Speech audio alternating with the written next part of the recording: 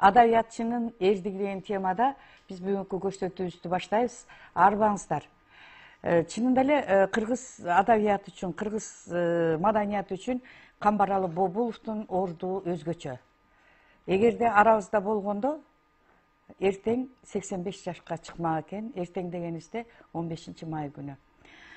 Чынында бул Камбаралы Бобуловдун ысымы 90-жылдары айрыкча биздин легендарлуу парламентибиз өзүнүн ичмердүүлүгүн баштаган кезде өзгөчө мындай бийик дем менен чыгып, ошо кыргыз элинин арасында өзгөчө аты пайда болду. Ага чейин да адабият сынында иштеп жүрсө, өздөрүнүн жакшынакай адабий сын макалаларын жазып жүрсө, адабиятчы катары, сынчы катары, публицист катары белгилүү болсо, мына ошо легендарлуу парламентте иштеген жылдары бул өзгөчө бир башкача дем, күч кубат менен чыккан.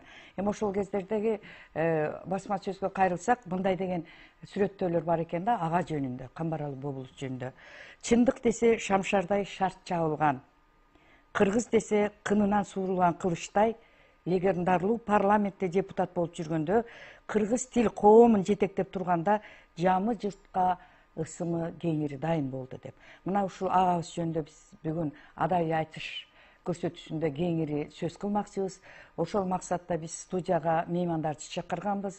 Камбаралы Бобулов менен жанында жүргөн, ал кишинин чыгармачылыгын билген, ошону менен бирге эле ал кишинин мындайча айтканда жанында жүргөн биздин мыкты адабиятчылар мейманга келип отурат. Мен тааныштырып өтөйүн. Бекташ Шамшиев, Кыргызстандагы кыргыз жана орус тилдеринде жазган адабият сынчысы, окумуштуу, публицист, журналист, филология илимдеринин кандидаты. Ал эми анын жанында отурган жигит Садык Алахан, филология илимдеринин доктору. Мына бүгүн биз сиздерге тартуулай турган Камбаралы Бобулов тууралуу 5 томдукту жыйнап, жыйынтыктап, ошол 5 томдукка Камбаралы Бобулов тууралуу аябай сонун материалдарды чогултуп, кыргыз журтчулугуна тааныштырып, тартуулап туруу босогосунда турат. Ал эми эртең 15 майда өзү айтып берет болуш керек, Камбаралы Бобуловдун 85 жылдыгына арналган китептин бет ачары өткөрүлөт. Куш келипсиздер. Чынында эле Камбаралы Бобуловду сиздерден мыкты билген, сиздерден жакшы билген адамдар биздин арабызда бар. Бирок ошентсе да биз бүгүн сиздерди китепти уюштуруп чыгарган, басмага даярдаган адам катары, ошону менен бирге эле жакындан билген адам катары чакырдык. Сөз кезегин берели, а дегенде эми улуулата берели. Ошондо Бекташ Шамшиев, сизге сөз кезеги. Камбаралы Бобулов менен биз Кыргыз Улуттук Илимдер Академиясынын Тил Адабияты институтунда чогуу иштешип калдык, бир бөлүмдө. Анан ага чейин ал кишини мен мындай чынчыл, сынчы, мыкты акын, анан кийин сонун адабиятчы, жакшы адам катары билчүмүн. Анан ошол академияда чогуу иштегенден кийин кандай пенде экендиги, кандай адам экендиги, деги эле ал киши менен жакын абдан мындай сырдаш киши болуп калдык. Анын үстүнө үйү дагы академияга жакын болчу. Жакындан билип. Могул Калыгакиев менен Токтогул көчөсүнүн кесилишинде үйүнө дагы болуп, анан бул киши өзү мындай жүргөндө мындай ачык, шар жүрчү. Ошол кезде биз Кыргыздын эң чоң сынчылары, адабиятчылары менен чогуу иштешип калдык. Болот ошондой эле. Кеңешбек Асаналиев менен, Салжан Жигитов менен, Камбаралы Бобулов менен, Кадыркул Даутов менен, Калык Ибраимов иши кылып, абдан мыкты директорубуз Абдыган Эркебаев болуп калды. Ошондо өзүнчө бир академиянын бир гүлдөөдөрү болгон экен. Жанагы бир жолу биздин ошол институтка Масалиев келип калды. Масалиев Кыргызстан Компартиясынын биринчи катчысы болчу. Анан баягы партиялык чоң кызматкер, республиканын башчысы келгенде көбү мындай сүйлөй албай, сүрдөп, биринчи катчынын суроолоруна жакшы жооп бере албай болуп калганда, Камареке тура калып, бүт айтып, ошол институтта эмне иштер болуп атканын, эмне иштер жасала тургандыгын бүт айтып, Анан кийин ошол биринчи катчы ал көп кишилер менен чогуу жүргөн. Анда Аскар Акаев Илимдер академиясынын президенти, ал киши чуркап баягы телефон андай эмнелерди тиги алып келе коюп астына укмуш элпектигин көрсөтүп аткан неме болчу. Анан ошондо Камбаралы Бобулович бүт ошо жалгыз тил адабият институту эмес, академия үчүн дагы өзүнүн баягы эмесин айтып, биз ушундай иштерди жасап атабыз. Бизге мамдай шарттарды түзүп бергиле деп. Анан Абсамат Масалиевич ошол кезде тил адабият институтунун алдына кол жазмалар фондуна өзүнчө бир имарат беребиз, өзүнчө жай бөлүп беребиз деп ушундай калган. Анан мен ошондо байкаганым, Камбаралы Бобулов эч кимден тартынч эмес. Ал киши ушу мен ойлойм бир улуу кишилердин өзү аябай бир өтө сыйлаган бартыран кишилердин алдында эле тартынып калбаса, жөн кишилердин алдында бул эч качан мындай кызматы бийик же башка бир муну байлыгына же бир башкасына неме кылбай өзүнүн баягы оюн айтып, өзүнүн оюн айтканда да мындай катуу айтып, чындыгын айтып, абдан чындык үчүн бекем турган киши болчу. Анан бул киши абдан март болчу. Эчтекени аячы эмес. Китеп болобу, акча болобу, эчтекесин аячы эмес. Анан ошо жанындагы кишилерге дайым мындай камкордук кылып турчу. Мен ошо байкаганым, бул өзү абдан социализмди, ошо коммунисттик түзүлүштү өтө жакшы көрчү. Бирок Кыргызстандын эгемендикке жетип, Кыргызстан өзүнчө өз алдынча өлкө болгондон кийин Камбареке ошол жакшы көргөн коммунисттик түзүлүшү урап калганына деле кайыл болду да. Анан ушунчалык чын дилден берилип, анан кыргыз тили, ушул кыргыз тили эми өнүгөт, кыргыз тилинен бага ачылат. 89-жылы жана кыргыз тили боюнча мыйзам кабыл алганда дагы ошол мыйзамдын көп кээ бир эмелерине мен да чала катышып, мындай көрүүчү катары көрүп калдым. Камбареке ошондо жанагы Ленин райкомунун биринчи катчысы Блахин деген киши бар эле. Ошону менен кадимкидей айтышып, анда борбордук комитеттин катчылары отурган чоң жыйындарда ушундай эме кылган эле. Бул киши чын дилден кыргыз үчүн, кыргыз тили үчүн, кыргыз маданияты үчүн, кыргыз адабияты үчүн мындай өзүнүн колунан келген ишин бүт жасаганга дайым даяр турган бир улуу киши болчу. Биз баягы өзүбүз окуп, студенттик кезде бул Камбаралы Бобулов жөнүндө чын эле аябай окуп, ошол жөнүндө маалыматыбыз бар болчу негизи. Мен азыр өзүм тааныштырып өттүм го, жигит деп туруп. Анан ошо чын эле Садык Алахан менен экөөбүз курсташпыз, ошон үчүн мага көзүмө баягы бала кезде эле көрүнүп атса керек. Телекөрүүчүлөр деле күлкүсү келди болуш керек. Анан менде бир эме да, мындай пикир, ой, маалымат бар эле да. Биз ошо окуп жүргөн кезде эле биз Айтматовдун чыгармаларын катуу сүйүп окудук да. Анан ошол сүйүп окуган чыгармаларыбыздын ичинде Жамиля повести чын эле дүйнөлүк адабият коомчулугуна бул өзүнчө эле кыргыз адабияты жөнүндө бурулуш жасаган чыгармалардын катарында кирди.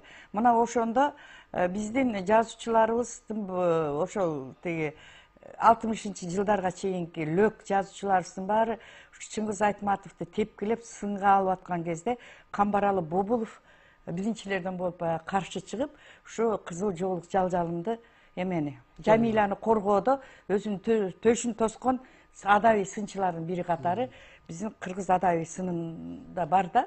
Мына ушул тууралуу мына азыр сиз китепти түзбөдүңүзбү? Ошо сиз китепти түзгөндө кайсы нерселерди эсиңизге алдыңыз? Камбаралы Бобуловдун ушул кыргыз адабиятында орду тууралуу айтып берсеңиз. Рахмат көңүлүңүзгө чоң рахмат. Саламатсыздарбы, урматтуу телекөрүүчүлөр? Чынында эле биз ушу маданият, тарых, тил каналына келгенде мындай бир башкача бир психология менен келебиз да. Улуттун улуттугу айтылат бул жерде. Улуттук үчүн башын сайып койгон адамдар жөнүндө сөз болот деп келебиз. Мына бүгүн дагы ошол кыргыз десе беш нерсесин аябаган, бекем айткандай, чыныгы атуул, чыныгы патриот Камбареке жөнүндө айтканы келип отурабыз.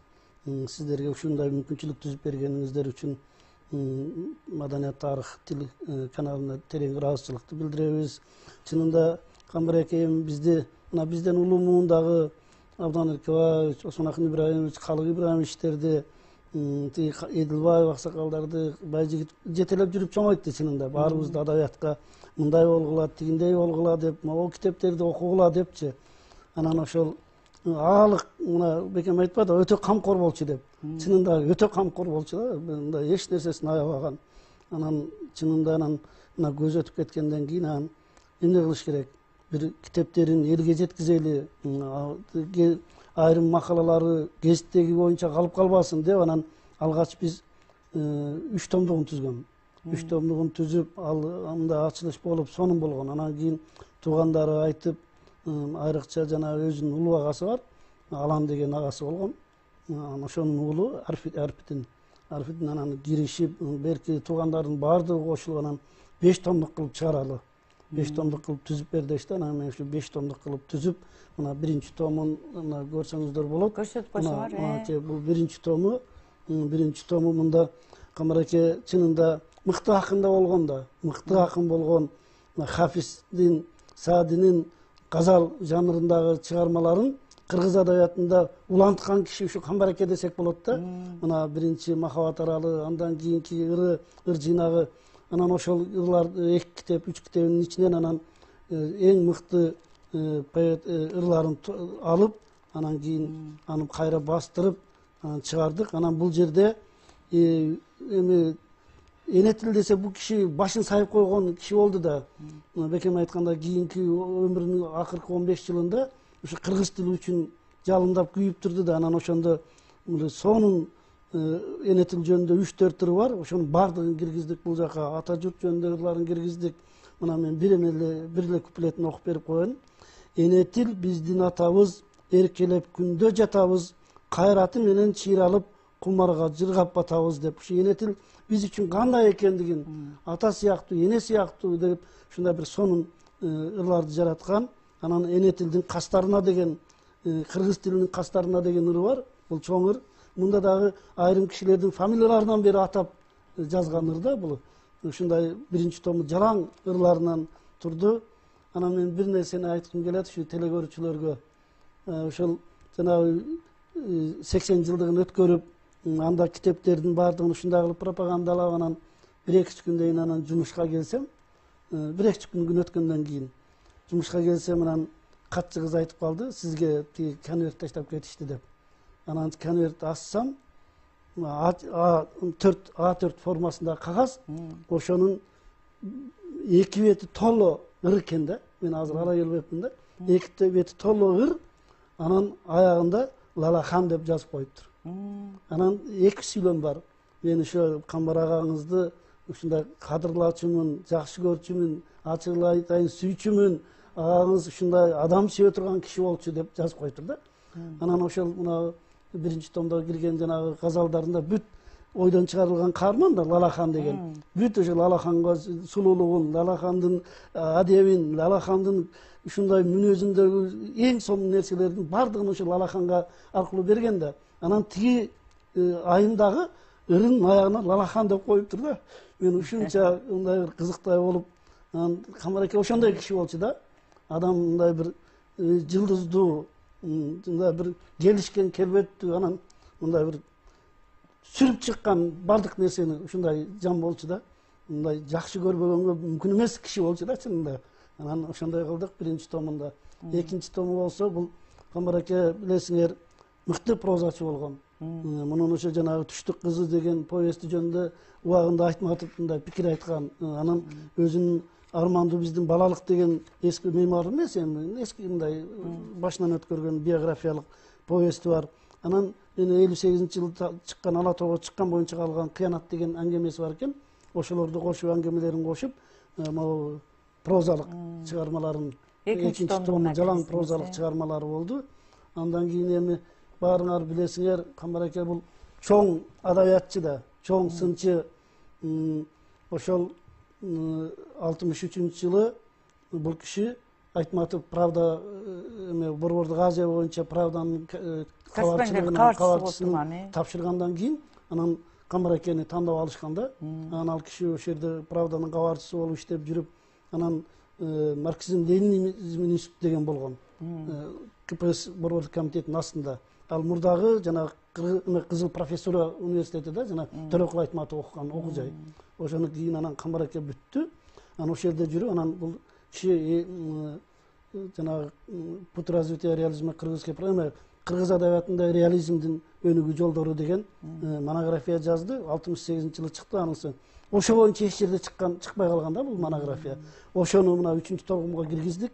3-томго толугу менен монографияны башынан аягына чейин бастык муну. Андан сырткары Камбараке бул ушу студент кезинде адабиятка аралашканда, студент кезинде 18 жашында Ала Тоого чоң макаласы чыккан.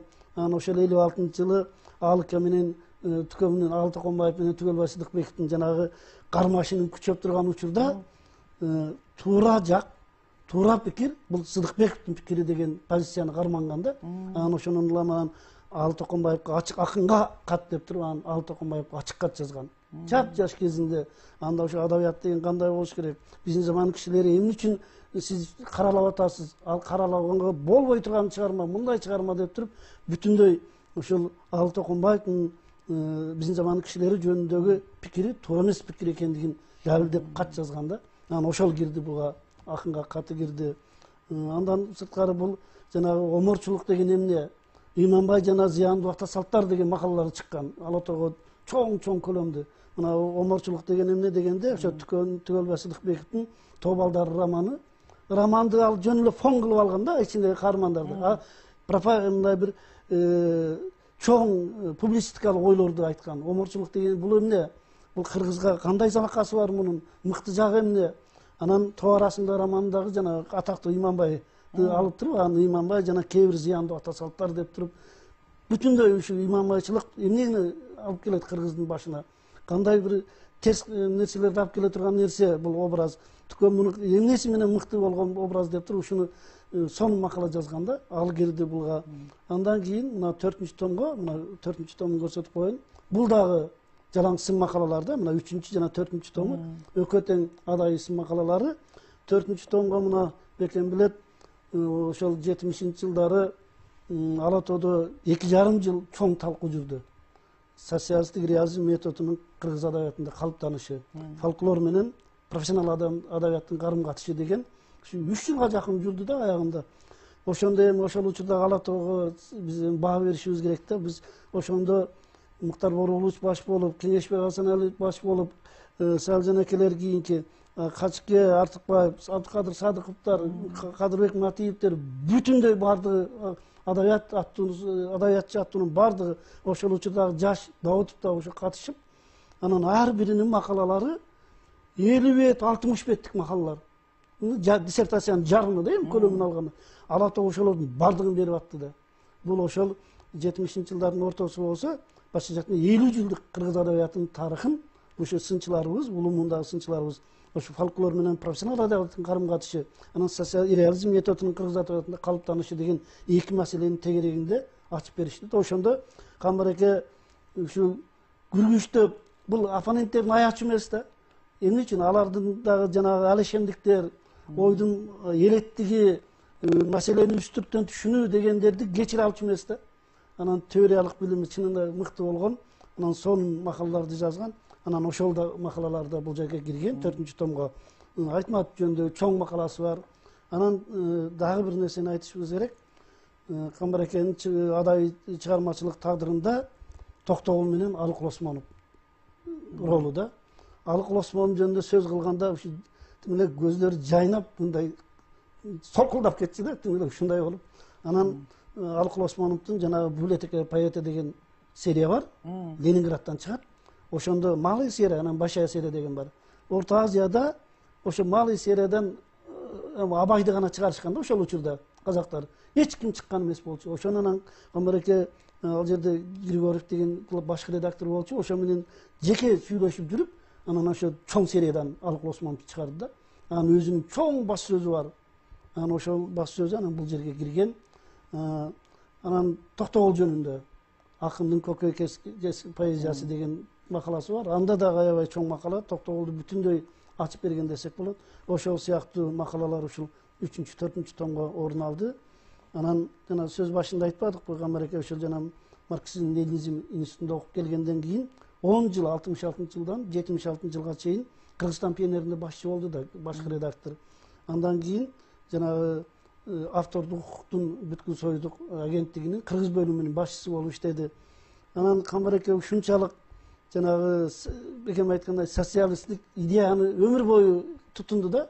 Ошондой чыны коммунист турбайбы анда? Ушундай эч бир коомдогу мындай өйдө ылдыйларга мындай көз жумуп койгон эмес да. Сонун публистикалык макалалар жазган. Анан ушу 5-томдо жалаң ошолор кирди. Публистикалык макалалар Правдада, анан азыркы Кыргызстан, Советтик Кыргызстанда ошол архивтерден издеп жүрүп таптык. Анан бул китептин 3/1 бөлүгү эскерүүлөр болду. Камбареке жөнүндө Эрнст Руссунун эскерүүлөрү, башкалар. Анан эң акыркы мына азыр сиз айткан Аалыбайкенин мамлекет тилдин маршалынын кош махабаты деген. Аалыбайке бир күнү чалып калды. Садык иним, сен ушу Камбареке жөнүндө публистикаларды топтоп аткан турбайсың деп. Аалыбайке десем, мен бир макала жазып койдум, сага эмеңи айт, электрон дарегине салып жиберейин деди. Салып жиберди, алып аны окуп коштум. Ошонун бир 10 күн, 15 күндөн кийин Аалыбайке кайтыш болуп кетти. Ушул аябай өкүнүчтүү да, чынында эле бул сиз айтып аткан үлгүрүп мага берип калды да Аалыбайке. Ушу жалындап жазган, сонун жазганда, тим эле көрүп жүргөн киши, өзүм чогуу жүргөн Аалыбайке, тим эле жүрөгү мындай бир жүрөгүнө ушунчалык жакын алып туруп жазган макалалар. Көп жылдар бою иштешкен экен да, мына ошол жерден чынында эле котормочу, акын, публицист, журналист, Кыргыз Республикасынын маданиятына эмгек сиңирген ишмер, ошо Алым Молдоканов агабыз ошо чынында эле бүт дүйнөсү, мына адабият дүйнөсүнө мындай толуп турган, өзүнүн мындай чыгармачылык даремети ушунчалык бийиктикке жетип турган кезде баягы өтүп кетти. Ошого аябай өкүнөбүз, чынында эле өкүнүчтүү. Анан ошондо мындай жазган Мам тилдин маршалынын кош махабаты деген мындай эмеге чыккан, бул деген Facebook баракчасына да чыккан, анан аябай талкуу болгон бул макаланын тегерегиндечи. Анан ошондо мен ушу сизге суроо менен кайрылгым келип атат экөөңүздөргө. Мамлекеттик Мам тилдин маршалынын кош махабаты деп жазыптыр агабыз. Анан ошондо мен кыскача эле үзүндүлөрүнөн келтирип коеюн. Ошентип күн менен түн теңелген табияттын ыйык күнү 1989-жылы 9 айынын 23-ндө Кыргыз ССРнин мамлекеттик тили жөнүндө өлкөнүн биринчи мыйзамы колубузга тийген. Ага атактуу чабан агабыз 3 жолку эмгек баатыры Таштанбек Акматов парламент баштыгы катары колун коюп бекиткен. Аны ишке ашырууну дагы бир баатыр агабыз Камбаралы Бобулов жетектеген кыргыз тили коому колго алган болчу дейт. Ошо дагы улантат агабыз, ал агабыз. Камбаракенин жалындаган жаштыгы өнүккөн социализмдин бүктөмдөрүндө калганы менен 60 жашка таяп калганда атактуу сынчы тилдин аркасы менен парламентке келип, Акаев, Шеримкулов баш болгон даражалууларды өлкөнүн башкы трибунасынан «Эй, кыргызча сүйлө» деп зекип, добулбас кагып турганы алгачкы жылдары бийликтин аткарылбаган жарлык токтомдоруна караганда күчтүүрөөк таасир берген эле деп жазат да. Мына ушул сөздөрүнөн эле Камбар аганын кыргыздын улуттук ар намысы начар өнүккөнүн, ошо баягы кыргыз тилине таптакыр көңүл бөлүнбөй атканын, ошондой мыйзам, тил жөнүндө мыйзам кабыл алып койгону менен мыйзамдын иштебей атканы жөнүндө мындай жүрөгүндө бир күйүп бышып айтканын келтириптир да. Чын эле баягы көбүбүздүн эсибизде болсо керек, мамлекеттик тил дегенде ошо легендарлуу парламентте ушу чынында эле күйүп жанып кыйкырып сүйлөп турган ушул киши эле да. Анан акыры эмне болду? Акыры ошол улам эле кыйкыра бербесин десе керек да. Биздин өтүп кеткен агабыз президенттик өткөн агабыз ошо парламентти таркатып жибербедиби? Мүмкүн ушул киши кыйкырып атып эле таркатып жиберсе керек. Кандай дейсиңер?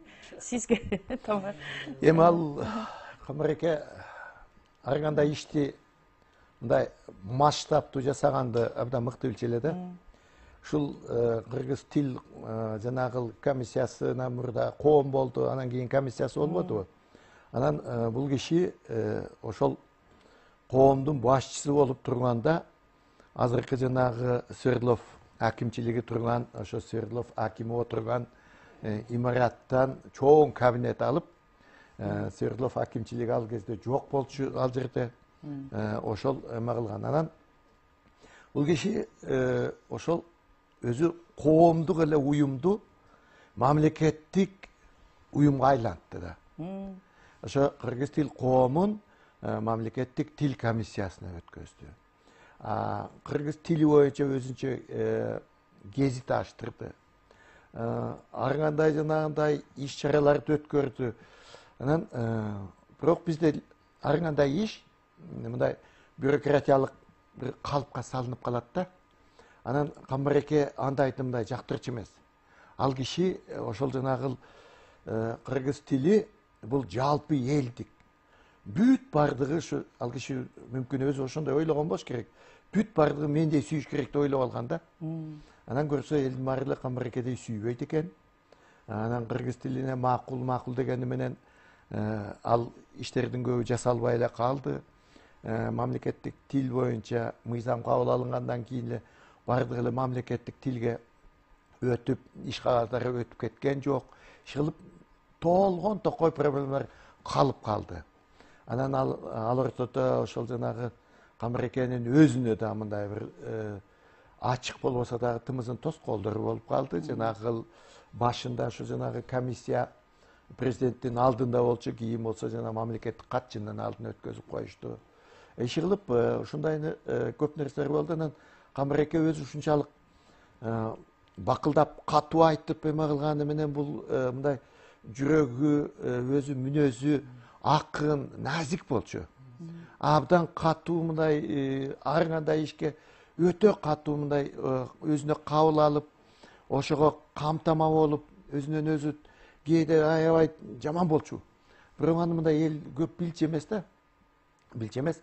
Бу Камбареке эчтекеге мындай капа болбогон, бардык жерде эле жиреп алдыда жүргөн кишидей сезчү. Бирок бул киши аябай ошо санаркап, ошол иштер болбой атканына күйгүлтүк түшүп, ушунчалык эме кылат эле. Мен билем, Курманжан Датканын жанагы биринчи жолу мамлекеттик деңгээлде чоң иш чарасы болгондо Камбареке барып келди. 180 жылдык болгон кезде. Анан ошондо абдан сүйүнүп келди, абдан сонун болуп келди. Анан ошого улай эле жанагы ГКЧП чыгып калбадыбы? Анан ГКЧП чыгып калганда Камбареке ал ГКЧПнын иши оң болбой калганда абдан күйүнүп да жүрдү. Ал киши баягы социализмди ушунчалык кыйын жакшы көрөт эле. Бир жолу мага айтып атпайбы? Ай, сен эмне социализмди жаман көрөсүң? Эмне жамандык көрдүң эле? Дейт. Анан мен Камбареке жамандык деле көргөн эмес элем. Анан эмне үчүн сен каршы чыгасың? Эми ар кимдин өзүнүн пикири бар да. Тиги десем, ай, сен каршы чыкпагын. Сен социализмден эч жамандык көргөн эмессиң. Эмне үчүн кандай жамандык кылды эле сага дейт. Анан жөн айтсам мен Камбарекеге жетпейт окшойт деп анан айттым, ай Камбареке, сиз жөн мындай опуза кыла бересизби? Мен социализмден бир көңүлүм калган жерим айтты. Эмне деди? Анан кезекке күтмөй. Эмне? Кезекке турмай. Ой, кандай кезекке турмай? Камбарекем, сиз эми Правданын кабарчысы болуп, анан редактор болуп, анан жана төрага болуп, сиз эми кезекте ушу турбадыңыздар, мына даже самолетко деле сиз ушу кезекке турбай эле билет алып учуп жүрдүңүз десем. Ооба, мен самолетко кезекке турбай эле алчумун. Менин эмем бар болчу, бирөөнүн бар болчу. Анан ошентип таң калып, анан айттым да, ай Камбареке, биз сүткө дагы нанга да кезекке туруп калдык го. Социализм ушундай кылбадыбы биз? Анан ушундай жүйөгө келгенде ал киши баягы өзүнүн эме кылгандан күлүп ичүү. Күлүп ичүү, анан бул киши тамаша көй эле. Анан бир жолу бизге айтып атпайбы? Ай, мен силерди салыштырмалуу зоодой болуп турам, деди. Камбареке бою узун, татнакай киши эмес беле? Ооба, сиз зоодой болуп турат. Бирок аким өзгө менден да чоң зоодой болгон жигит экен. Анан аким өзгөн ошондо жаңы Кыргызстанга келген эле, тосуп алган эле, анан абдан эме кылган. Себеп дегенде бул киши ушу кыргыз десе, кыргыз үчүн жаныңды бер десе ойлонбой бере турган киши болчу да.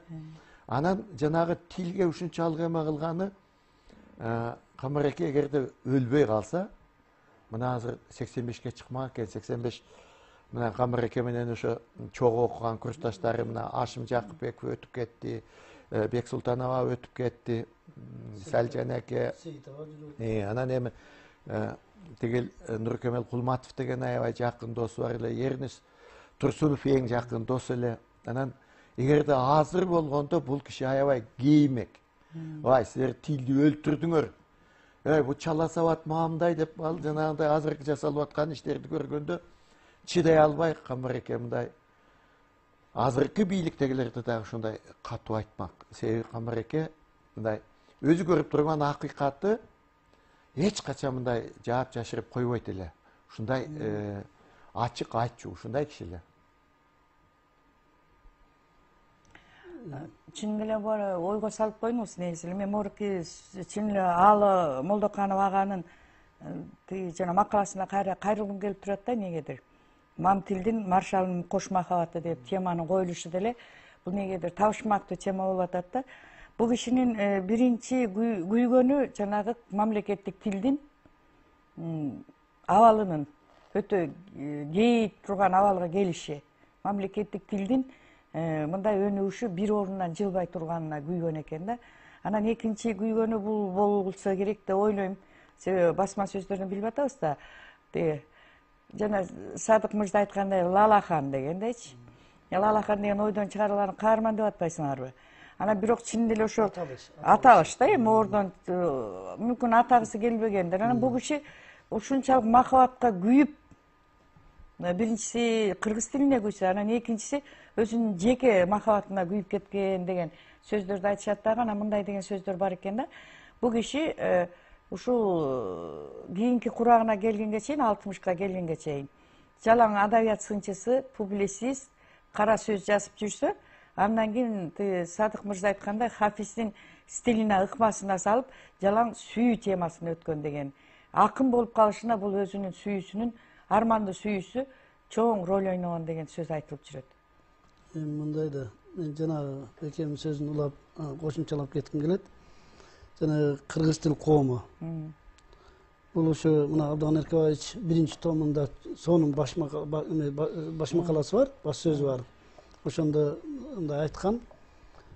Абдан Эркебаевич жанагы маалымат, мына басма сөз министри болуп турганда, ошон анан кийин вице-премьер болуп турганда тил коомун ачтык дейт да, кыргыз тил коомун ачып, анан ошол жерге анан Камбарекени башчы кылып алып бардык эле дейт. Анан кийин ушу бийликтин бир кара өзгөйлүгү да ушул кыргыз тил коому иштеп турду. Камбареке бардык жерде кыргыз тил коомун маселесин коюп жүрдү. Мына Түгөлбай Сыдыкбектин чоң юбилейинде дагы кыргыз тил коомунун атынан келип сүйлөп, ага белегин тапшырды. Аскар Акаевичтин чогулуштарында да кыргыз тил коомунун мындай өкүлү катары эме болуп жүрдү, сүйлөп бардык жерде. Анан кандай зарылчылык бар эле президенттин астындагы мамлекеттик тил комиссиясын түзүү. Мен ушуга таң калам да, себеби бул атайы мындай бир орустар айтканда закулисный игра болгон да. Боолупту мындай бир басып, аны мындай бир тизгиндеп туруу. Ошон үчүн анан мындай бир мамлекеттик тил комиссиясы дегенди ойлоп табышкан да. Мамлекеттик тил комиссиясынын функциясынын бардыгын кыргыз тил коому аткарып турганда. Ошол кийин Алып аке да бир жолу айткан. Эмнеге ушундай кылат, бизди кийин бөлүп салды. Камбар Аксакалдын астында эле ушунун коомдун функциясын мындай бир мыйзамдаштырып, тереңдештирип коюш керек болчу. Деп андай мунун жасалганы албетте кийин тиги биз ачык эле айтышыбыз керек. Азыр жана Ишенбай Абдыразаков гос секретарь болуп келгенден кийин таасири өтө башкача болду ал кишинин Аскар Акаевичке. Анан ушундай бир оюндар жасалды да. Бул албетте Камбарекеге өтө катуу тийди бул. Өтө катуу тийди. Себеби баарыңар азыркы сөзүндө ошого келатат. Себеби ошол мурдагы Майрам жеңе үйлөнгөн киши болгон Абдыразаков. Ал Камбареке ачык айткан, мен Ишенбай Абдыразаковдун астына барып, тил маселесин эч качан койбой, ал кишиге отчет бербейм дагы деп. Ал ушундай астан мүнөз киши болгондо. Бул атайлап жасалган мындай оюн болчу да. Андан кийин жана Лалахан жөнүндө айтып калбадыңызбы? Алып акенин макаласы өтө сонун. Андан мурдараак тиги Osmanakын Ибраимовичтин макаласы чыкты. Ошол Ишимбай Абдыразаков жөнүндө, Майрам эже жөнүндө, андан кийин Камбараке ушундай 3 бурчтук жөнүндө чоң макаласы чыкты. Анан буну азыр эми айта беришибиз керек. Бардыгы тиги дүйнөдө бардыгынын мындай бир жаткан жерлери жайлуу болсун. Бирок тагдыр дейм. Тагдырды эч кандай мындай адам башын аттап кете албайт аны. Тагдыр ошондой болду. Андан кийин жанагы поэтикалык чыгармаларды жазуу. Бул 60-тан кийин эле антып калган жок. Камбаракенин алгачкы Махабат аралы деген китеби, ошо газалдардын жыйнагы сүйүү, башынан аягына чейин сүйүү ал китепчи. Бир дагы ал убакта коммунисттик партия мындай бир башевиктик бийлик жөнүндө ыр болбосо жыйнак ачылган эмес да. Негедир Камбараке ошо көгөрүп жүрүп ошого жетишсе керек. Ата журт жөнүндө бир эки бар, анан баштан аяк ушул газал Умар Хайям Хафиз жөнүндө айткан сыяктуу баштан аяк ошо өзүнүн сүйүүсүнүн арманын, сүйүүсүнүн күйүтүн, өзүнүн чыныгы Мажнун экендигин дәлелдеген ырларда Махабат аралы деген 73-жылы чыккан ал китеп. Баштан мына биринчи томго ошол дээрлик бардыгы кирди. Ушундай болгон. Эми бул тагдыр, ага биз эч кандай эме кыла албайбыз. Камбаракенин ушу жүрүш турушу, элдиги үчүн күйгөнү, тил үчүн күйгөнү жанагындай душмандары дейчи, мындай каршылаштар, өзү айткандай кыргыз тилинин каршылаштары, ошолордун мындай бир ар кандай оюндарды жасаганга түрткөн да. Эми мындай сөз пайда болот да, тиги жана айтып атпайбызбы, тиги Айтматовдон кийин Правда газетасынын өз кабарчысы болду деп. Анан ушул жерден эле бир суроо туулат да. Демек, бул киши кыргыз тили үчүн күйүп бышып жүргөн кыйын патриот атуу катары да белгилүү. Анан ошону менен бирге бул тилди кыйын билген үчүн Правда газетасынын кабарчысы болуп атат да. Демек, бул багытта кандай орусчада, кыргызчада жаза билгенби? Мындай болду да. Бул эме болгон да. Камбараке жанагы Коомдук илимдер академиясына аспирантурага өтүп атпайбы? Москвада жанагы Сакем айткан марксизм, ленинизм жагынан. Анан ал жерде ошол өзү айтчу Камбараке. Жанагы 3 жылдыздуу кийин багы мейманканалар жылдызга бөлүнүп калып атыбы?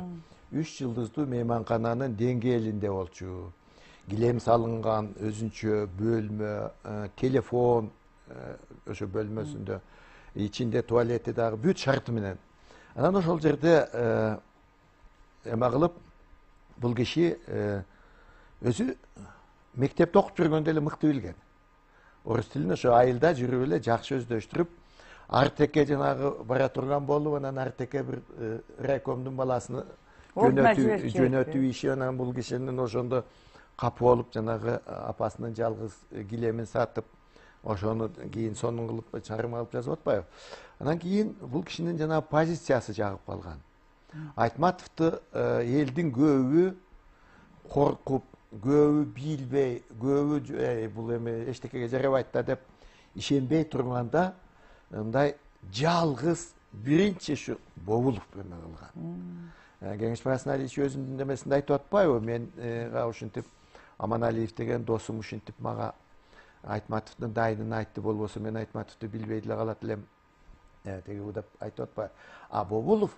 Бобулов биринчи ушул жанагы чыгармасынан баштап эле жакшы көрүп, ошону колдоп, өзүнчө эле эме кылган эме болгон. Анан Айтматовдун симпатиясы болуп калган. Анан экинчиден ал кезде баягы Борбордук комитеттин эмесиндеги кызматта бул Правданын кабарчысы. Биринчи катчы чечкен. Правданын кабарчысы, Правда эмес, башка газеттердин деле бүт биринчи катчы чечкен Москвадан эме. Москвада генералдык директор, секретарь ал кездеги. Жок, Кыргызстандын. Тырдакны Суалиевичтер. Анан бул Камбаралы Бобуловичтин жана жазган макалалары, позициясы, ал өзүнчө эле уже өзүн личность катары көрсөтүп калган. Анан кийин ошол жанагы эмеде Москвада жанагы эменин Правданын жанагы генеральный директоруна башкы эмеси, редактору, башкы директор да эсептелинген себеп Правданын өзүнүн басмаканасы болгон. Анан ошого тегил ал Правданын кабар эмеси главный редактору өзүнүн ошо жана Правданын коллегиясында кабыл алышкан. Анан ошого барып, ошол жерден жактырылып, себеби бияктан неме кылынган көбү бул жактан биздин борбордук комитет жактырган кээ бир кандидатуралар Москвадан өтпөй калчу экен. Анан ошол жанагы Усвалиевдин эскерүүсүндө да айтылып атпайбы? Анан Боулов ошентип жана неме кылгандан кийин тигил борбордук комитеттен жактырылып эме алып калган. Эмне үчүн жактырылган? Биринчиден жакшы жаза билген. Орусча эркин жазган. Анан ошо орусча эркин жазган үчүн орусча кээ бир сөздөрдү туура эмес которуп алган кесиптештерин кийин аябай кызыл сынга каптап сындап атпайбы? Жанагы налет деген сөздү билбейт бул чабыл деп которуп алып туруп бул эпкин деген сөз тиги бу деп туруп анан Камбареке өзү бул абдан катуу мындай өтө катуу принципиалдуу эч нерсеге мындай макул болбогон кежир кишидей көрүнгөнү менен өтө назик киши болчу. Бул мындай дүйнөсү ушунчалык назик, бирөөнүн көңүлүн кичине оорутуп койсоң анан абдан ошого мындай камтама болгон, кабатыр болгон, ушундай назик киши болчу. Ал бул өзү натурасы акын болчу. Мына жанагы кара сөз чыгармаларында дагы мындай карасаңыздар тексти мындай сыдырга салгандай кетет. Ошо жана түштүк кызы дагы, түштүк кызы дагы ошол эми айта бериш керек го. Ал кийим прообраз болгон, кийим ошого неме кылынган, каарманы деп айтып атышпайбы? Анан бул киши ошо баягы курсташтары бизге көбүнчө жана Нуркемел Кулматов менен Эрнис Турсунов жакшы айтып берчү. Бул киши жанагы эмете айыл чарба жумушунда жүргөндө автокырсыкка учурашкан булар. Үстү ачык машинада келатып, больницага жатып чыгып. Ага чейин бул Камбареке абдан уяң, тартынчаак бала эле дейт. Анан ошондон кийин баягы чыртылдап тез жини келип, тез эме кылып кеткени кийин болуп калды деп айтышат да. Анан бул бирок баягы акындык натурасы калган да. Бул өзү акын болчу. Анан ошол баягы акындыгы чыгат экен да. Кара сөздөн чыкты. Ал берки жанагы жазган макалаларды мындай окусаңыз, лепилдеп мындай жеңил кетет. Уйкаш кетет. Уйкаштан дагы баягы сүйлөм курулушу бир жакшы да. Себеби бул натурасы акын да. Анан ошол эме кылат. Мен кийин ошо жана повестинен улам Армандуу биздин балалыкта. Мен ошондой эме болуп калдым. Бул кишинин апасында эме бар экен да. Талант бар экен. Ошо көрөнгө ошо жактан келген экен да. Бир өзүн келтирип койгум келип атат азыр. Чалап коеюн да. Жана правдага байланыштуу. 96-жылы Камбареке 60-ка чыгып калды да. Анан 60-ка чыгып калды мына Калга Кийиптеги үйүндө. Ал убакта тинтип дүңүлдөтүп той өткөрүү деген жок эле да. Көңүлүн сүйгөн кишилерди эле мындай чакырып анан белгилеп койчу да. Муктар Борбошев деле ошентип 5-6 үйлөрүн чакырып эме кылышкан. Чынында ошондой эле болуш керек өзү. Азыркы мен өткөндө да дасторкон менен устукан менен белгилүү болбойт да ал деген мындай өзүнүн көңүл сүйгөн эмелери менен белгилеп. Анан чакырып калды. Келип отуруп анан кичине отургандан анан ошол эле үйдө эле отуруп анан кичине басалы деп калдык. Анан кабинетине кирип отуруп калса анан Правданын куттуктоосун алып чыкты да. Правданын ошол 96-жылы 60 анан Правда сонун кылып эме открытка окшогон менен жазып, анан Камарал болушту 60-жылдыгыңыз менен көрдүңбү мына деп ушинтип сонун да эми ушунча бала да сүйүнүп атат. Канаттанып бар ушунчалык сонун. Анан ошондон кантип бекем айтканда кантип ошо корреспондент болуп калганын айтты да. Бул жер анан кантип корреспонденттин кеткенин айтып берип атпайбы? Бул жерде эми чикемин ролу чоң болгон да. Албетте биринчи катчыдан республиканын башчысынан сураган, тиги Правданын башчы редактору. Бирок Айтматовдон да сурашканда, ордуңузга кимди эме кылсак болот? Сунуш кыласыз. Кимди кабарчы кылып алсак болот дегенде биринчи сөзү Камбарал Болуш болгон да. Чикем оозунан чыккан сөз. Камбареке өзү ушинтип айтып берген. Чыңгыз кийим ага жолугуп ушинтип Камбар мен сени Правдага сунуш кылдым деп айтты деп Москвада жана окуп жүргөндө сунуш кылынган бул киши. Марксизм Ленинизм институтунда. Андан кийин кеткенин айтып берип атпайбы? Кантип кетип калды? Жана Аман Саспаевдин Сарала ити жөнүндө талкуу болуп, анын биздин бир чоң сынчыбыз анан Кыргыз азыр Кыргызстусу да Советтик Кыргызстанга. Ал эми партиянын органы birinci sekreter karap, Kırgızстандын birinci sekreter karap padişası da turgan кезде. Анан ошого анан Sarala it менен gün менен Sarala itте эмне айып деген макала чыккан. Андан кийин ошондон кийин ал эмеге макалага Камбар акенин Правдага жообу чыккан. Бул эми Усалиевке берилген пощечина болгон да мындай Ошондой болгон турат. Символикалык түрдө көрүнүп атпайбы образ. Өзү да ошентет. Ушундан кийин биз Турдакын Сүйалчы экөөбүздүн жолубуз эки башка. Экөө билекке чабышып калган да биз айтканда. Анан тез ошондон кийин bir жылга жетпей эле анан мени алмаштырышты дейт. Ар кандай ушинтип айтып алмаштырып. Ошол Сакем Тур айтат. Сарала ит Буламан Саспаевдин Алем берки күн деген Төлөндө Акматовдун аңгемеси болчу. Анан мында Кашкынбай Тыкпаевич саясий айыптап ийгенде. Ошо түшүндүк. Аталыштан эле көрүнүп турат, социалисттик турмушта бурмалоо, социалисттик турмушка мындай келишпеген. Анан Камбар эке ал катышып калгандыгы ошондо жазуучулар эки жаат болуп калган. Эки жаат болуп калган. Эми азыр айтып берсек болот. Бир жааты Алы Токонбаев жааты, экинчи жааты Түгөлбай Сыдыкбеков жааты болуп калган. Эки алып өмүр бою кармашкан экен да. Жок, ал тигил Алы Токонбаевдин тигиндей болуп калганына себеп бар да. Тигил Аман Саспаев Түгөлбай Сыдыкбектин тууганы болгон. Жыйыны болгон. Анан Түгөлбай Сыдыкбектин өзүн эмес, ошол жакын тууганын, анан Кытайдан келгенин деп туруп мындай аябай кагазга уруп чоктучу. Анан ыргытып атышпайбы? Ал бул жөн жасалган иш эмес. Анан ошондон анан жанагы сынчылардын ортосунда жанагындай эки жаат болуп кеткен ошондон. Кеңеш багасына алып кийин жазып атпайбы? Мени көп ушу эмеден улам сен сатылып кеттиң, сен тиги тарапка өтүп кеттиң деп эме кылды деп. Бул негизи идеалдык эме болгон. Саясий боек берип жиберишкен турбайбы? Ооба, саясий боек. Бул жана эменин тиги Узакбай Абдыкамовдун Майдан романын талкуулаган 2 күндүк эмеден кийин эле болуп атпайбы? 1 жыл өтүп өтпөй эле. Ошондо эле кийин эме Кеңешбек агай жазбадыбы? Кыргызстан жазуучулары биз жана 90-жылы 4кө бөлүнүп кеткенде, ошол 63-жылы реалдуу түрдө 2кө бөлүнгөн болчу деп. Анан ошол эпки менен келип анан Сарала ит чыгып атпайбы? Жанагындай болуп. Анан ошого анан Камбар эке эми Правдадан жооп бериш, Кыргызстан Коммунисттик партиясынын органы болгон гезитти туура эмес деп туруп Правдада билекке чабыш, бул Камбар экенин гана жасай турган иши болгон да. Көкжал экен да жана. Анан кийин ошондон кийин замандаштар тиги сүрөттөгөндө көкжалдыгын көрсөткөн экен да. Экөө эки тарап болуп калып, анан тез эле анан 1 жылга жетпей анан алышкан да. Негизи эле бул акындын тагдыры, негизи чыгармачыл адамдын тагдыры бул өзүнүн чыгармаларында баары чагылдырылат экен да, көрүнүп турат экен. Анан өзүнүн жеке тагдырынын драмалуу болушун бир сабырын менен келтириптир. Окуп берейинчи. Тагдырдын эчен өттүм сыноосунан, тайманбай бекем кармап жылоосунан, эсим ооп көз тунарган күндөрдө да наалыган сөз чыкпады түк оозуман дейт.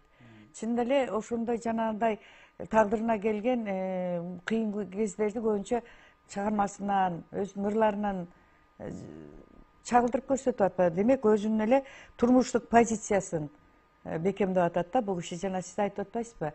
Өзү мындай саясий тармакка келгенде, саясий трибунада өтө куш болсо дагы бул турмушунда өтө назик, жан дүйнөсү, поэзия дүйнөсү болчу деп сиз айтып өттүңүз.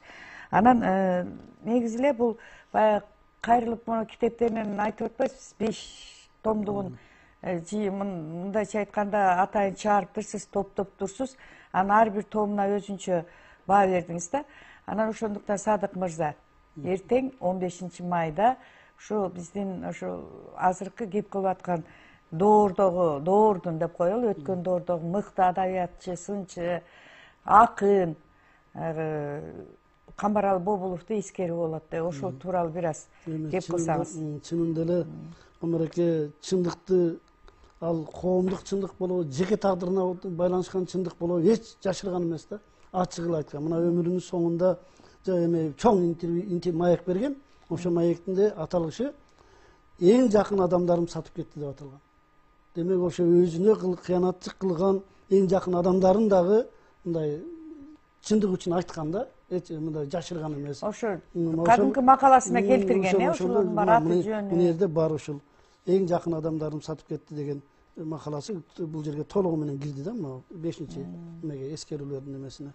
Анан эми туура айтасыз, эртең эми буюрса 85 жылдыгы болот. Эртең менен саат 9-да бейитине барып, аларчага барып гүл коюлат. Эми бейитинде дагы чынында жакшы киши жасагандай эстелигинчи. Камарекенин бүтүндөй ички жан дүйнөсү ошо бетине чыгарып көрсөтүп жасаган да. Адатта жана мүрзөдөгү эстеликтерди мындай эле жасап коет да.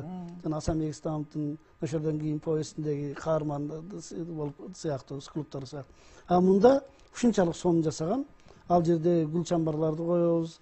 Андан кийин саат 11-де Көкжар конушунда, жаңы конушта Камарекенин аты берилген мектеп бар. Ошол мектепте туугандары жылына эң мыкты окуган окуучуларга стипендия беришет. Ата өздөрүнүн жарынан каражат бөлүнүшүп, ошол стипендияны эме болот, тапшыруу аз эме болот, анан китептин бет ачары ошол жерде эме кылып жасалат. Ушундай бир эртең кечке ушу Камарекенин аурасы, арбагы биз менен кошо жүрөт десек болот да. Дагы сизде кандай кошумчаңыз бар? Мен айтам. Камареке ушундай жалпы элдик сый-урматка, жалпы элдик сый-урмалга татыктуу киши болчу. Бул киши менен жанында жүргөн киши тазаланып калчу. Бул киши ушунчалык дили таза, көңүлү таза, бирөөгө эч кылдай жамандык ойлобогон, тамашакөй, абдан сонун киши эле. Анан мен бир тамашасын айтып берейин. Эрнест Турсунов экөө абдан мындай кан дос болчу.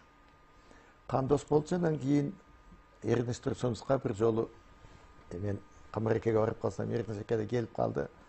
Анан Камарекенин эмесинде жанагы текчесинде сөзсүз ушул жакшы досторго деген бир тамагы болчу эле да. Анан ошонусун ачты. Кичинеден ос дейт экен. Эме ошондон эме деди. Эрнест Турсунович тамашалап калды. Ай каке, бул сен ушинтип өзүңдүн үкөң менен эле ушинтип эле өзүңчө эме кылып эреткенсиң да. Мен келсем кичине эме кылып ийдиң. Жакшы куйбадың дегендей кылды да. Десенен кийин айтты. Ай Эрнест, сенин көзүңөн чыгат го. Өмүр бою мен сага ошо аяк алып берип келетам.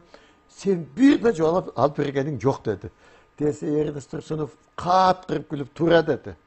Anan keyin bul kişi şunday Mart sonun kişilerden bul kişide mınday ideya köp bolçu ele. Ideya köp bolat ele. Ana mınday bir işti baştap koysa anan oşol işti mınday jönökөй iş bolsa dele çoğ maştaptуу iş kılıp içiyor. Anan çoğ maştaptуу iş kılıp анан көп кишилерди чакырып, көп эмелерди кылып анан мындай майда чүйтө мындай нерсе менен алыш эмес да. Бул киши сүйлөсө да чоң сүйлөйт эле. Басса да мындай чоң адымдап басчу. Анан жазса да мындай чоң темага эме болчу. Бул сүйүү деген чоң тема да. Анан сүйүүнү бул киши көп айтып атышат. Бул баягы Майрам жеңе өзү менен болгон жанагы мамилеси, анан кийинки тегиндей менен бул киши өзү негизи өзү сүйүкчүл киши болчу. Сүйөнчөк. Сүйгүчүл киши эле. Анан сулуулукту сүйсө керек да. Сулуулукту сүйчү, жерди сүйчү. Анан кыргыздын баарын эле сүйө берет эле. Анан бул Салжан эке маселен кыргызга мындай сынчыл маанайда карайт эле. А бул киши болсо жүрөгүн ачып коюп, кыргыз болсо ошонун баарын жүрөгүнүн ичине киргизип койгусу келчү. Ушундай бир кенен, ушундай бир айкөл киши эле. Ana men şu keyde oylop kalam, gezi gelgende Kambarekege Kırgız eli özüne tatıktуу bir sıyın, özüne tatıktуу ordun beretdi. Kambarekege şul başkalarının tak ortasında Kırgızdın en mıktı bağıl sıylуу uğuldarının, mıktı azamatlarının katarında eştelgen koyot dep oyloyum. Kambarekenin жазгандарын мамлекет өзү колдоп, өзү эме кылып ушундай иштерди жасайт деп ойлойм. Себеби ал киши кыргыз үчүн жүрөгүн бергенге даяр болчу. Эми баары эле андайга даяр эмес. Камареке даптайыр болчу. Анан бул кыргыз үчүн күйгөн, ошо кыргыз үчүн колунан келген аракетин жасады, колунан келген ишин жасады. Эми калганын кыргыз эли ошого татыктуу баасын, ошого татыктуу сый-урматын көрсөтүш керек. Бул достугу жөнүндө 89 жылдын аягында Узакенин 80 жылы болуп калды, Узакбай Абдыкаимовдун. Анан комиссиянын төрагасы Камареке болду. Юбилейдик эмени өткөзүү боюнча. Анан Эрнисбай экөөбүз мүчө болуп калдык. Дагы бирөөлөр анан бул жерде операда Абдыкаимов Аршын Малаланды которгон, ошону койдурупту да Камареке. Архивинен, операнын архивинен алып чыгып, жана партитураларын койдурду. Анан Сузакта Абдыкаимов атында мектеп ачыла турган болуп калып, анан ошого жөнөдүк. Мен экөөнүн достугу жөнүндө айтып берейин дедим. Анан барып Жалал Абадка орноштук. Комиссиянын төрагасы катары Камареке бир бөлмөдө, Эрнисбай экөөбүз бир бөлмөдө. Анан ошондо булардын достугун көрдүм да. Көрсө ортодо буларда бир паласа болгон экен, мындай катташпай калган. Ал Эрнисбай айтат, менден кеткен дейт. Ошо мен бирөөлөрдүн тилине кирип, камбар ошо жанагындай башында кыйын күндөр түшүп турганда бир туура эмес иш кылганмын дейт да. Анан камбар ошону кечирди кийин дейт. Ушул 15 жылдай биз экөөбүз катышы жок болуп калдык дейт. Анан кийин камбар кечирип мени эмне болуп анан жанагы кайрадан ынтымагыбыз күчөдү дейт да. Мен мына Евгений Онегинди которуп калышым ушу камбар экөөбүздүн достугубуздун кайра башталганынан шарапаты менен болду дейт да. Бул өтө чоң сөз да. Евгений Онегинди Эрнис Турсуновдай деңгээлине жеткирип которгон эч ким жок азыр бизде. Ошого Камбар эке менен болгон ынтымагынын себепкер болгонун бул көрүнгөн киши мойнуна алып айта албайт да. Ушундай кыйбасташ болушкан да бул кишилер. Демек ошо экөөнүн достугунун калыбына келгенде өзгөчө бир дем менен жаса которгон экен да. Ошондой айтты да бул киши. Жана сиз айтып атпайсызбы тиги могу китепте дагы Камар экен Эрнисбай экен эки эскерүүсү бар. Бир эмес эки эскерүүсү бар. Камар эке жөнүндө. Эми тиги баягы сүйөнчөк киши болчу, аябай сүйчү депчи. Эми чын эле сүйүп мекенин сүйдү, мүмкүн аял затынын сулуулугун сүйдү, деги эле сулуулукту сүйдү да.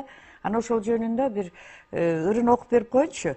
Сүйүүдөн өмүр жаралат деп коет экен да. Анан бул дүйнөдө сен барсың да мен бармын. Күбөсүз арманы көп жылдардын. Тузум ичип ак тусума түкүргөн, жүзү кара ыйманы жок шундардын. Бул дүйнөдө сен барсың да мен бармын. Сенин эси мен атасы балдардын. Эч күнөөм жок тагдырында алардын. Өмүр бою балдарым деп жалбардым. Бул дүйнөдө сен барсың да мен бармын. Азалыңдан чачагарган кан бармын. Кыйын кезде сен карабай кетсең да лалахан деп ырларымды арнадым деп жазыптыр. Акасия жеңе чынында аты да Акасия, заты да Акасия болчу да. Келишкен, ушундай турпаты, ушундай татынакай айым болчу да. Анан чынында Камар экени жакшы көрчү. Анан бир жолу жеңе айтып атпайбы? Камар эке өзү үйлөнгөндө дейт, ушу Бексултан Жаки бардыгы күйөө жолдош болушту дейт да. Анан мага ушунчалык улуу көрүндү дейт булар. Мен кантип эми турмуш кандай болот деп ойлодум дейт да. Анан бирок аябай жакшы эме болуп кетти да. Анан эшикке чыгып баратканыбызда мисалы үчүн чогуу пальтосун кийгизип анан желкелерин арчып турчу да, терлеп кеттим депчи. Аябай чын эле жакшы көрчү чынында. Чынында эле бул кишинин жүрөгү толо сүйүүгө ээ жүрөк экен. Анан чоң залкар, чоң адам жөнүндө бизге берилген 1 сааттык убакыт жетпейт. Кийинки жолугушууларда дагы болот болуш керек. Бул адам жөнүндө дагы жакшы ой пикирлерди айткан өзүнүн замандаштары кийинки көрсөтүүлөрүбүздө мейман болуп келет деген ишенимдебиз. Сиздерге чоң ыраазычылык билдирем. Ушуну менен биз бүгүнкү көрсөтүүбүз соңуна чыкты. Кайрадан жолугушканга чейин саламатта болуңуздар.